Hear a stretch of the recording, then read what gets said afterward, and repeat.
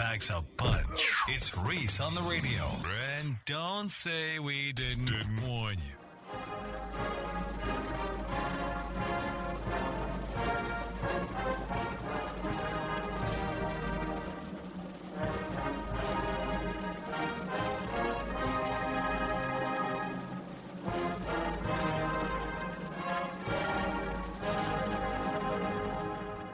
All right, ladies, buckle up. It's showtime.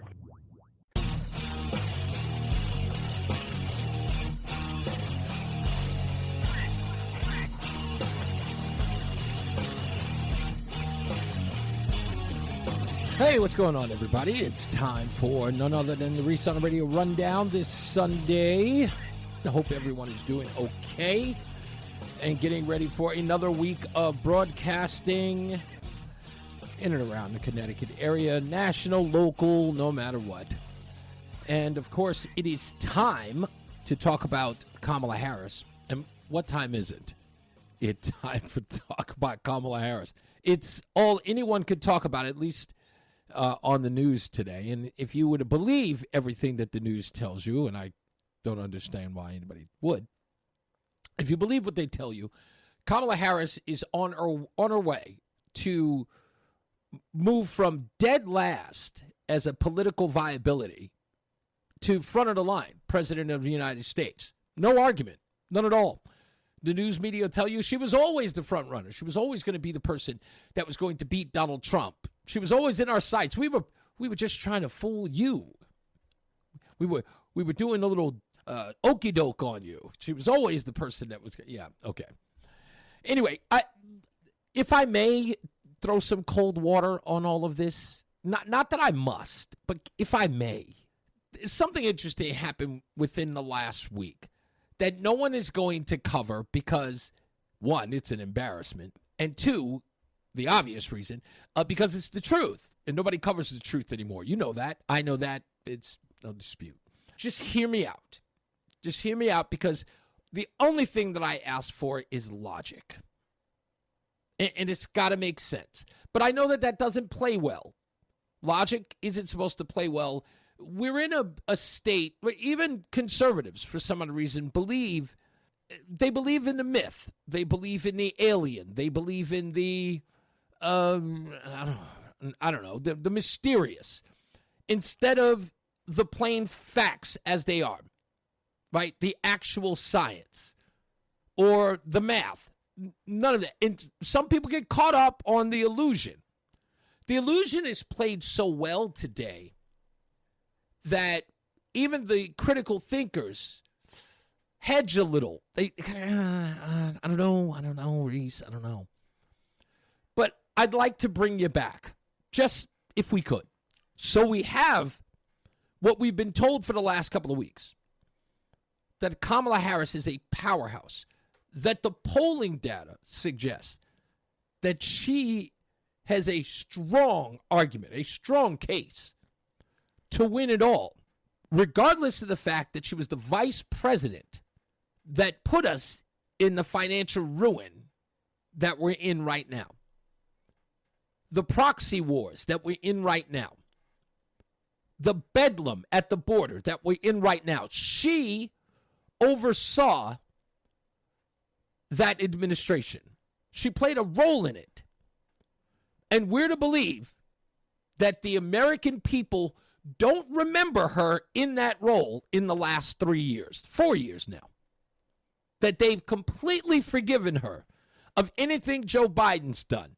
The person who was on the campaign with him pretty much co-signed everything he did, therefore saying she agrees with it.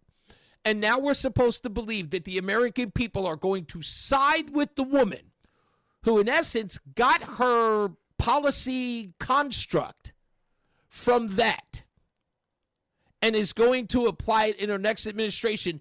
And the people who support her can separate, if not want more of it.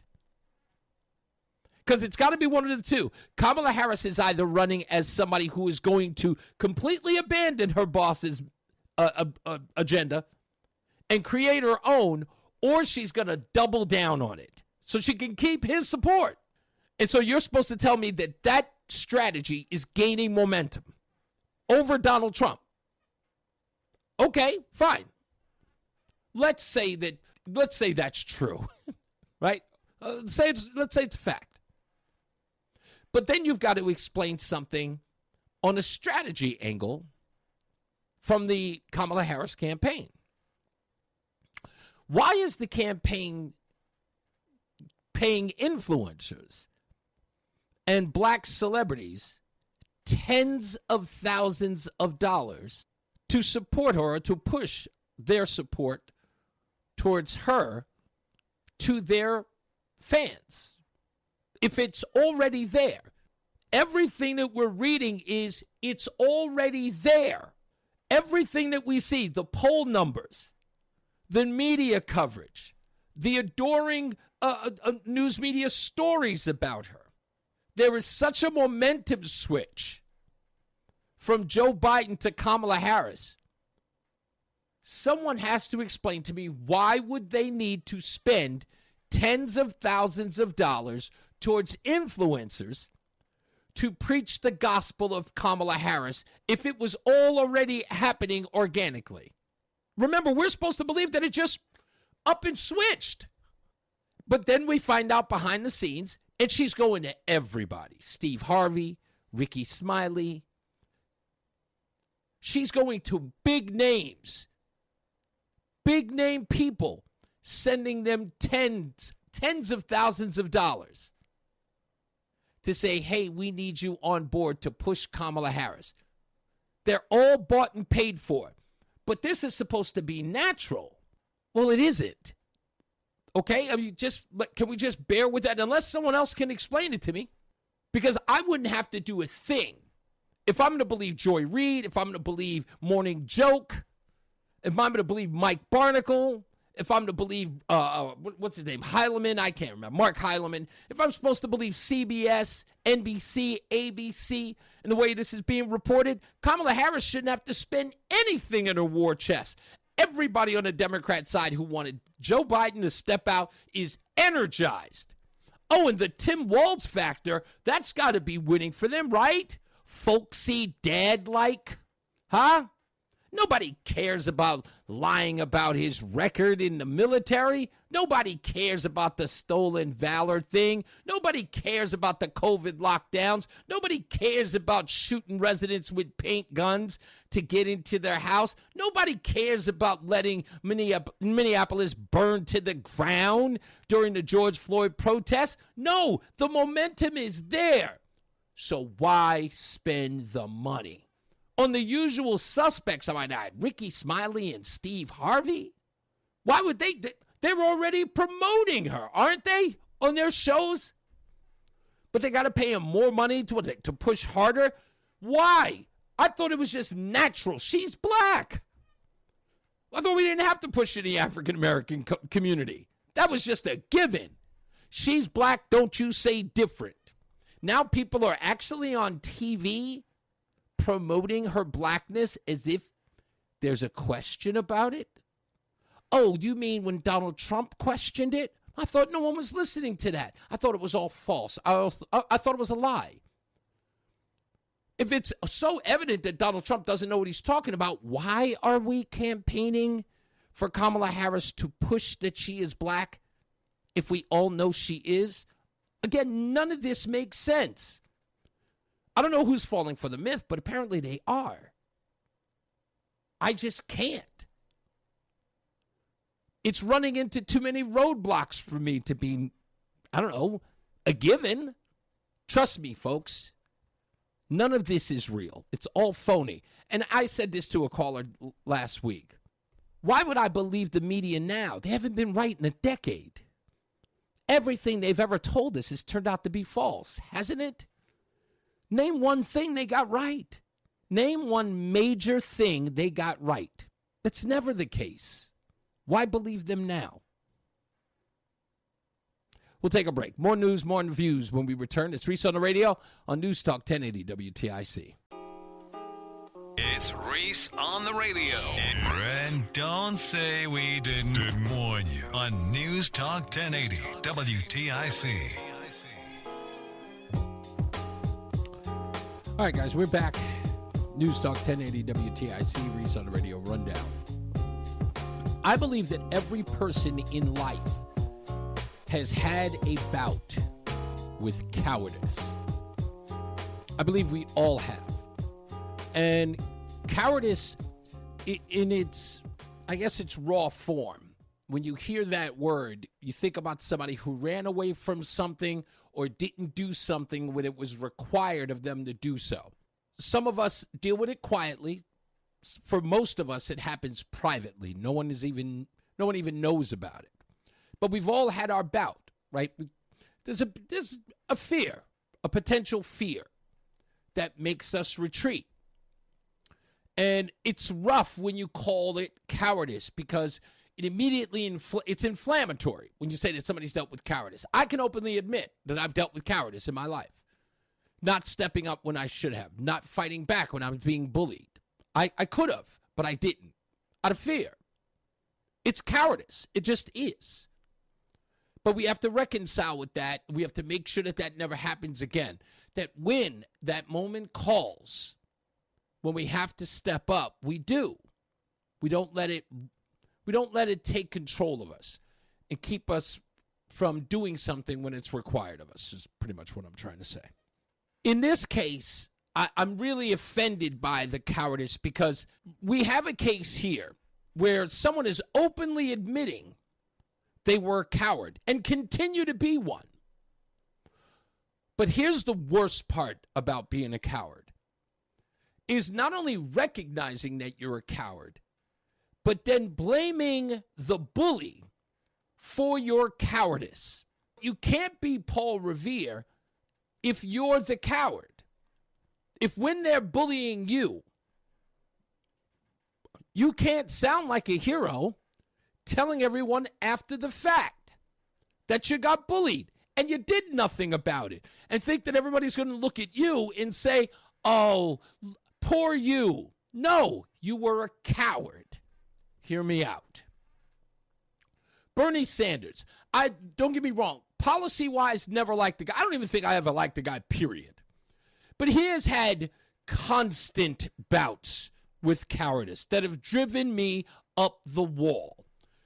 If I may, let me give you my first point. I think of Seattle.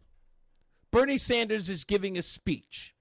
This is during the 2016 campaign. You remember, the Bernie bros.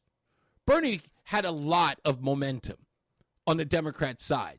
Many people believe that in 2016, it was very much going to be Bernie Sanders versus Donald Trump. Democratic socialists versus free market capitalists. Boy, and I'm not lying. As a person who watches this as a sport, I couldn't wait. Because for me, we would have found out where the country stood. Like, you would have seen the country split down the middle through votes, whether or not they wanted free market capitalism or whether or not they wanted democratic socialism. And the party was going to have to defend each one. Republicans would have to defend Donald Trump's position because he'd be the de facto leader of it, and Bernie Sanders. Democrats would have to embrace democratic socialism or socialism as a whole and defend it at its party. But, of course, they cheated him. I'll get to that in a minute. But he was campaigning in Seattle, and two young black women jumped up on stage, two black women from Black Lives Matter, and they took over his speech to the people there. And Bernie Sanders stood there and did nothing. Here's a clip. We thank you for honoring us with your presence. This is as far as Vermont Senator Bernie Sanders got into his Social Security speech at Westlake Park. Thank you, Seattle, for being one of the most progressive cities in the United States of America. Moments later, Black Lives Matter activists rushed the stage. We are trying. We're going to let you on the mic. Activists who last year shut down a holiday tree lighting in the same park today prevented the most progressive candidate for president from speaking to thousands of people who came to hear him. I came here to join this rally and watch what was going on, not to listen to somebody take over the stage. As the crowd called for activists to step aside, Sanders waited patiently. We are shutting. We will shut it down. After about 20 minutes, Sanders' wife, Jane, appeared to give the signal it was time to go. Now, when I saw that, I was like, whoa. Now, I get you don't want to offend anyone. They're black women. You have to be very careful. Don't say the wrong thing. You know, you don't want to end up being called racist and misogynist. And Bernie Sanders is none of those things, but it was his rally. It was a rally for him. He had a right to speak up. He had a right to demand that those women relinquish the mics and allow him to continue. But he did nothing. But that wasn't even the worst part, ladies and gentlemen. It was days later, Bernie Sanders would announce that he would make Black Lives Matter members a part of his campaign. He was bullied into it, and he acquiesced. I couldn't believe it. And then, of course, then we get back to what I was talking about earlier with the campaign in and of itself. Bernie Sanders finds out that he's being cheated on by the DNC, Donna Brazile, Debbie Wasserman Schultz, the emails, John Podesta, Hillary Clinton. He was cheated on. And what did Bernie Sanders do when the chips came down? He relinquished his delegates to Hillary Clinton, even though he found out that there was foul play. Even though he found out there was foul play, he still played along. And here he is with Theo Von, the comedian, on his podcast, talking about what they did to him, not just in 2016, but in 2020. You know, I ran in 16, I ran against Hillary Clinton, and I ran in 20. Yeah, I remember, and I felt like you didn't get treated fairly, to be honest with you. I didn't, and that's what happens when you take on the establishment. So yeah. What happened is we won the first 3 primaries, and then the establishment got very, very nervous, and there were a whole lot of candidates in the Democratic primary, and they said, hey, it'd be a good idea if you all dropped out, let Joe Biden be the one candidate. People rallied around him. And do they call? Is there a call that you get, and it's like you're not going to move forward? Is it just like news articles? Like how does the establishment Well, what work? happens is I won the popular vote in Iowa. I won the New Hampshire primary. I won the Nevada primary, and those were the first 3. And then front pages of the New York Times, Democratic establishment very nervous. Bernie Sanders could win the whole. We were doing very well in the polls, and you know I think behind the scenes, people thought there were like 15 different candidates. And they were splitting up the vote, and that's how I was not necessarily getting over 50%. I was getting more than other people, so I was on the way to victory. And they said, look, Bernie shouldn't be the candidate for a variety of reasons. We don't want him the candidate, drop out. And then on one day, a lot of people, 1 or 2 days, a lot of people dropped out. It was Joe Biden and me, and Joe had a lot of support, and all these people came behind him. And do you think that our election process is still democratic? Do you think it's still... Yes and no. If you're asking me, are we a democracy? In one sense, we are. All right, you can run for office. You can raise your issues. On the other hand, in terms of who has the real power, money people do. And I use the term oligarchy. An oligarchy is a society where small numbers of very wealthy people control the economic and political life of the country. I think we are moving rapidly in that direction. Yeah, I feel like to me, it feels like almost privatized communism in a way. Right. That's a very good point. It's an interesting way of looking at it. How am I supposed to respect this guy? He sounds like he's whining. The Democratic machine. You can't fight against the Democrat. Here's the guy who's running around on television talking about we have to save our democracy, while he's telling Theo Von here that there isn't one. There isn't one to start with. So the Democrats are not saving democracy. They're destroying it. And Bernie Sanders, who's in office right now, is complicit. He's a part of it. But now he's on the outside in these private little conversations saying that there is no democracy to speak of in the first place. And he has been abused and used and bullied, and now he wants someone to feel sorry for him?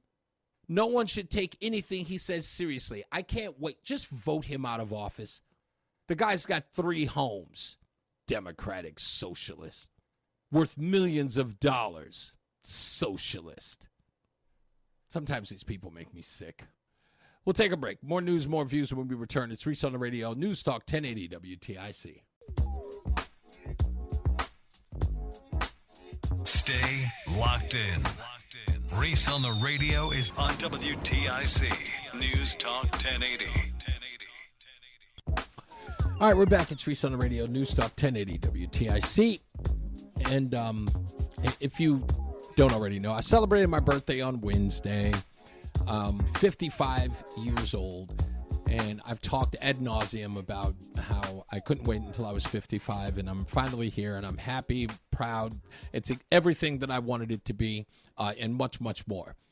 And I went to go see one of my favorite hip-hop groups of all time, The Far Side. Many people know them. Some people do not. But, that's neither here nor there. But I got a chance to sort of reflect on going to the concert. And something recent, I want to say last year, we had Bowser from Sha Na Na here on the station talking to Morgan Cunningham. And Morgan Cunningham's show over the weekend, he was talking to Bowser. And, they do the doo-wop over at, at the casinos at Foxwoods and stuff. And there is something I have to say that I'm a little envious, if not a little jealous of. When it comes to the generation before me, that I know I will never have that experience. And having just come from a concert from a rap group that is now the same age as me, the members of the Far Side are in their 50s. Two of them are younger. One is exactly my age. And, they look my age. They look older. They're out there singing the songs that they performed 30 years ago. And I was having a great time. They were keeping up with the pace, but at 50s, that's not old. That's not slow. Not generally. If you keep yourself in good health, you can do some of the stuff that you used to do when you were, 20 years younger.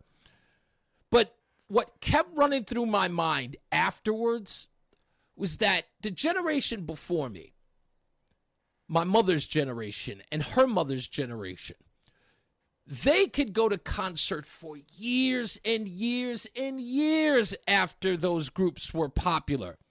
Gladys Knight could be out 50 years afterwards, and it still looked like Gladys Knight belonged on stage. Let me explain what I mean by this. I guess I was a little taken back by looking at 50-year-old men in their children's clothing. And I know that sounds harsh, but some of you are going to understand what I'm talking about. Like, I can't look at Flavor Flav from Public Enemy wearing a baseball cap to the side, a tracksuit with a big clock around his neck at 70 years old. It looks silly. It's like seeing the Four Seasons up on stage way past their prime, singing Who Loves You Pretty Baby doesn't look out of place.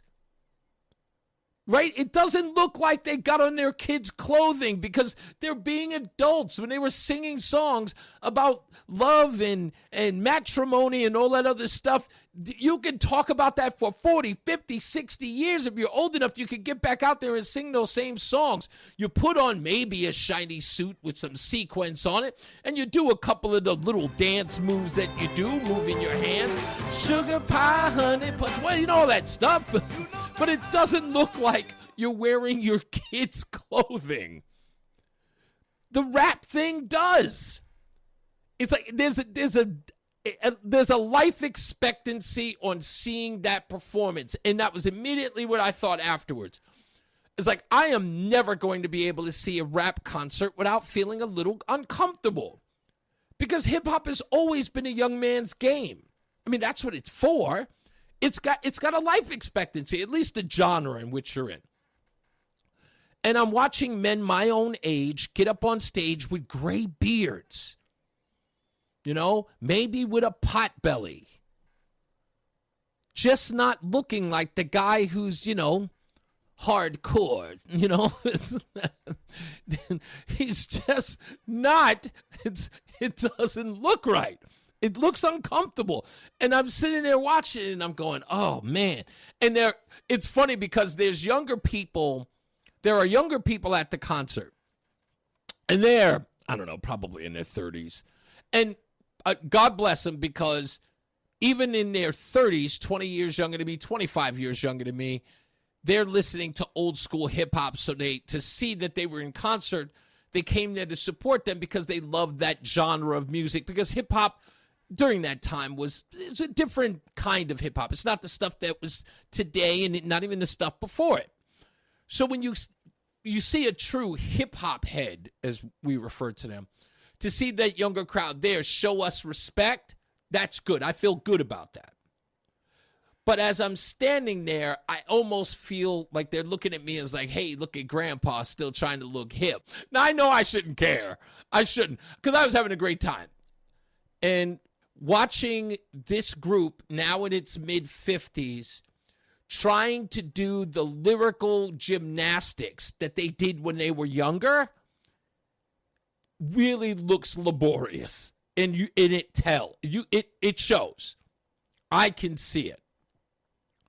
So, and that always bothered me, that my mom's generation, the Four Tops, Smokey Robinson, Stevie Wonder can still go out there and do, and it doesn't look, for lack of a better term, clownish, right? It doesn't look silly. Rap music is of a certain age, and you just shouldn't be doing it at 60. You shouldn't. I feel like I have to abandon it, at least on the live concert level. Like, I can't be driving my car bumping A Tribe Called Quest at my age. Even though that was the way I always listened to it, it looks weird when I'm doing it. And I want to, because I love that music blaring. It's how I grew up. But I feel like I'm a grown-up now, so now I have to behave as such. I feel like when people see me on the road, they should expect me to be listening to Harold Melvin and the Blue Notes, or, it's just, I don't know, just age-appropriate stuff. I can't be listening at 55 to Snoop Dogg's Gin and Juice. I just can't. I can't. I know, and it feels funny talking about it, but as I'm talking about it, I'm saying to myself, wow, gosh, you really look ridiculous doing that. It's like people who I see walking around daily, like on a regular day, like at the mall or going grocery shopping, with a football or basketball jersey on in their daily lives, not going to watch a game. Like, going to watch a game, a jersey's fine. You want to go see the finals at Buffalo Wild Wings or whatever, whatever your favorite sports bar, and you got your jersey on representing? Cool. No issue. But like J.C. Penney, you got to be normal here. That's just me. I don't know. Maybe I may be wrong-headed here. Do what you feel, right? Do what you feel, whatever makes you feel comfortable. What are you going to do? Maybe don't listen to me. I'm just telling you what I felt like afterwards. There's a little bit about this that just made me uncomfortable. Or at least when I was thinking about it afterwards, I was saying, man, it's past its prime. That's if I'm saying anything, that's what I'm saying. Anyway, we'll take a break. Mind you, I'm playing hip-hop bumpers in the middle of this program. All right, we'll be back. More news, more views. We'll wrap this thing up when we return. It's Reese on the Radio on NewsTalk 1080 WTIC. Want more Reese on the Radio? Don't forget to go to ReeseOnTheRadio.com. That's ReeseOnTheRadio.com. During the week, you can check out the live show. You can interact with the show, get inside the chat room, become friends on social media platforms like Facebook, Rumble, Instagram, X, formerly known as Twitter. But just go to ReeseOnTheRadio.com and you can find out for yourself. Also, send an email, chat with the host, do a whole bunch of stuff. You can go right there at ReeseOnTheRadio.com. That's ReeseOnTheRadio.com. Do not miss an opportunity to join us there live. Reese on the Radio, making sense of the news. Yeah, even when it makes no sense at all. Now on WTIC, News Talk 1080.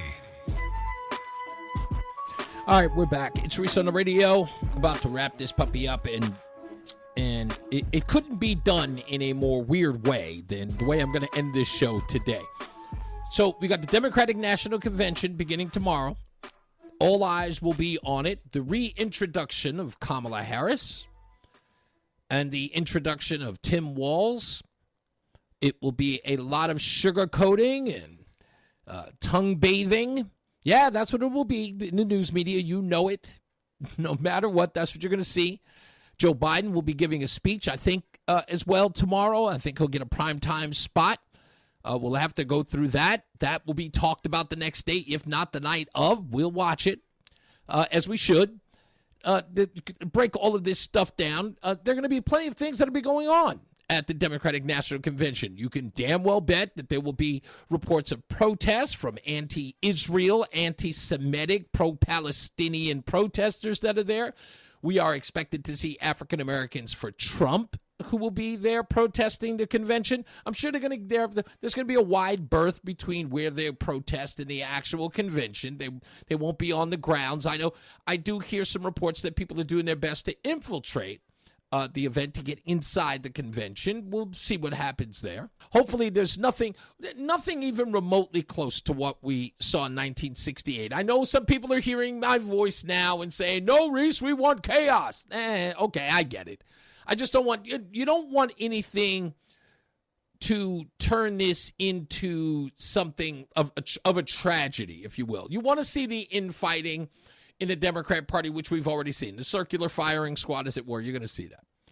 But the thing that I want to focus on, and I'm going to spend a lot of time talking about it on Monday, because if you remember, there was this whole thing about the weird cat lady comment about, J.D. Vance giving a speech. We played it here.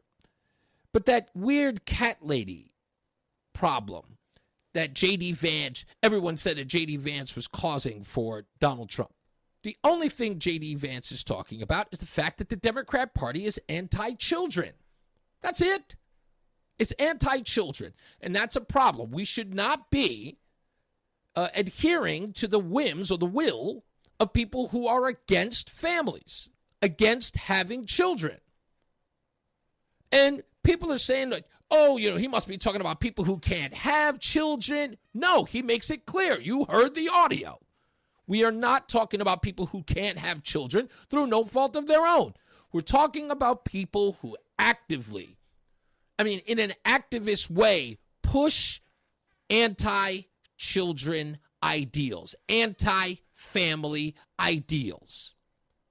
And ladies and gentlemen, look no further than this article from the Daily Caller News Foundation. Headline: Democratic National Convention attendees will have opportunities for, wait for it, free vasectomies and abortions. Yeah. Attendees at the Democratic National Convention in Chicago will have the opportunity to receive free vasectomies, and abortions blocks away from the proceedings at the United Center. Planned Parenthood Great Rivers, which operates in parts of Missouri and Illinois, will park its mobile health clinic near the DNC on August 19th and on August 20th. According to the New York Times, medication abortions are reportedly available on both days, with vasectomies being exclusively offered on Monday. So where's J.D. Vance wrong here? This party is anti-child. And there's a fine example of it. They are celebrating this. And you don't hear anybody at the DNC separating themselves from this. Like, every news media outlet screaming and hollering, the Democrat Party's not anti-child, we're pro-family. Yeah, okay. Well, one of the people who gets $500 million in funding is going to show up at the DNC offering people an opportunity to never have children. Huh? Forget about the no fault of their own. They're talking about giving this away for free. This is the celebration of no children. Like, I don't even call it arrogance at this point, because this isn't arrogance. I think they're just too stupid to realize that this only certifies what J.D. Vance is talking about. That's all. Because what is the Democrat Party going to do? Separate itself from Planned Parenthood? It's going to say that Planned Parenthood isn't an operation helping people with their reproductive rights. So come on. Knock it off. So I made fun of Governor Lamont with the whole trying to lure businesses here. We'll abort your babies. Come on by. Good luck. See how that panned out. But these people are sick. Like they're twisted in the head. While trying to convince the rest of us that they're not anti-child, they do something like this and they promote it. Yeah, come on by, kill your babies. Or get rid of the idea of having babies altogether for free vasectomies on a bus, on a mobile bus. What? And it's by appointment only. I just want to know whether or not they're booked. I want to know how many men from the Democrat Party are going to show up. Let me get the snip. The audacity of some of these people. It's going to be incredible. So we'll have all the audio clips from that. We'll dig a little deeper. Expect that on Monday. Also this week, don't forget, we're going to have the 5 o'clock focus as well. We got some good stuff planned for this week on the 5 o'clock focus. Eversource, I'm sure, is going to be top of mind for everybody in Connecticut. We'll talk about that some more, get some more details, maybe have some more guests on, see where we are with the emergency session that I hear now that Governor Lamont is considering, even though he'll be at the DNC. So we'll see what comes of that in the coming days, if not weeks or so. So we'll follow all of that. What else do we have in store? Let me see. Don't forget, we got, airing of grievances on Friday during the week. I don't have any guests planned, but you know what? That can change. It always does. And you can always go to ReeseOnTheRadio.com. So ReeseOnTheRadio.com if you've got some story ideas. And if you just want to, moan, scream, holler, yell at me, which I understand people like to do. You can reach me at ReeseOnTheRadio.com. Just go to ReeseOnTheRadio.com and share your ideas with me, something that you might be interested in, that you think I might be interested in, that we could talk about on the show. Roland will be there. I'll be there. I can't think of anything else right now. And, of course, the Democratic National Convention, that we'll get audio from anything and everything about that as well. And I'll be chilling out, for the rest of the week, getting a lot of information. I wish I could be in Chicago. If somebody would have given me the opportunity, hint, hint. If somebody could have given me the opportunity to be there, I'd have been there. I would have loved to have been there. I went to the Democratic National Convention in 2008, and I had a blast talking to everybody from Kwasi Mfume, Gayle King. Who else did I get to talk to? I talked to... What was her name? She played the mom on that Brandy show. I can't remember her name, for the love of goodness. I can't remember her. I saw a lot of people. I saw the Raging Cajun there. He had to walk with a bodyguard. That's right. Did you know that? Yeah. James Carville has to walk with a bodyguard at the Democratic National Convention because apparently he gets swarmed. I don't think people like him. I really don't. I don't think people like him. I think he's always worried that somebody's going to sock him one. That was interesting. I wonder if he's going to be at the DNC. He's got to be there, of course. He's probably got an open invitation to be at the Democratic National Convention. We'll see. Anyway, all right, that's it for us. It's time for me to get up out of here. As I always say, radio is free, so we thank you for paying attention. Remember to keep JC in your hearts and in your minds. Sean Patrick, we love you and we miss you. Remember that panic is not planning, so plan your work and work your plan. Me, I'm Reese on the radio. You have a good day, pleasant tomorrow. We'll see you back here on Monday, 3 p.m. on News Talk 1080 WTIC.